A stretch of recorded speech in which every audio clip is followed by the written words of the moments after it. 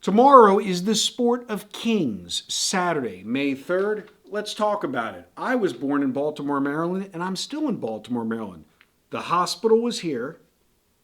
Pimlico Racetrack is, not was, is here. Literally, the hospital is here, Sinai Hospital, next to Pimlico Racetrack. So I literally was born next to Pimlico Racetrack. We learn about horse racing at a very young age because what are we known for beside the Baltimore Orioles and the Baltimore Ravens or the Colts back in the day? What are we known for?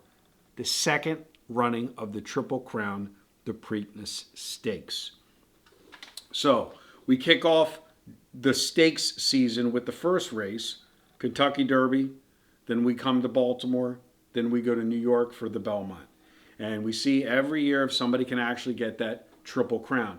If you are not someone familiar with Hunt Valley, Maryland, and you're not literally 10 minutes from here, you're in the city and you can drive 10 minutes out. You see horse country and horses. As everybody knows, I'm a road cyclist. I literally ride through and see all the horses grazing. It's a great area to be in, and it is a great time of year, especially if you're a horse racing enthusiast. Now, a lot of people ask me, why don't I do horse racing all year long?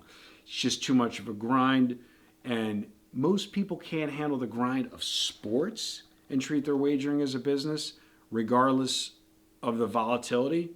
How would you like to be a horse race bettor where you know you're going to lose 90% of your races and you make all your money on the 10%? I mean, the grinders that I grew up with, the old school backroom handicappers with the racing form in their hand, and they had notes and they had numbers. These guys, it's every day at the track, right when it opens up to the last race at Santa Anita. So again, I grew up in the horse racing culture. Do I have guys that make money horse racing? Yeah, the largest horse racing syndicate in the world. The guy's a good friend of mine. Don't sell the information to the clients. I do give it out sometimes as a complimentary assessment to what I do in the sports. But I would say if you're somebody that's looking to have fun, especially if you're one of these degenerate parlay bettors in sports, there's nothing better than horse racing where you can take a really little bit amount of money and turn it into a lot of money. So tomorrow I'll be tuning in. I do watch all three Triple Crown races, regardless if there's a Triple Crown or not. So I love Derby Day, and I'm looking forward to Derby Day tomorrow. Regarding Derby Day, if you decide to join the Dime Club, maybe you just might get some of those Derby selections complimentary from me. If you want to join, 775-636-7676. Now, in addition to that, right when the Derby ends, I mean literally right when the Derby ends, Game 1 of the Timberwolves Nuggets series. So you're talking about two teams that are basically equal. I mean, Nuggets have one more win than the Timberwolves, 60-26 against 61-26.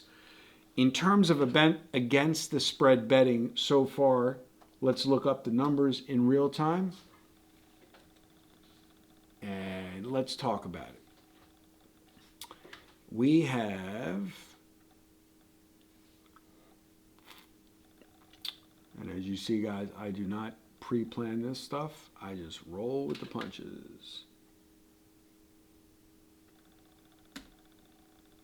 There we go.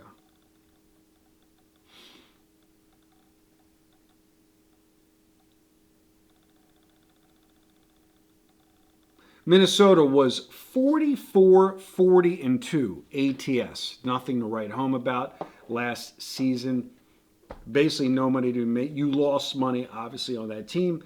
And let's talk about Denver. 40-45-2 against the spread. So you had one team that was a couple games over 500, and you had one team that was 5 games under 500.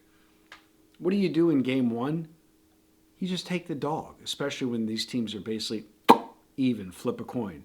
The Minnesota Timberwolves, plus the 4.5 is your complimentary selection. If you decide you want to pick up some of our Dime Club action or our sharp trading action, maybe you'll get a little bit of that Kentucky Derby action.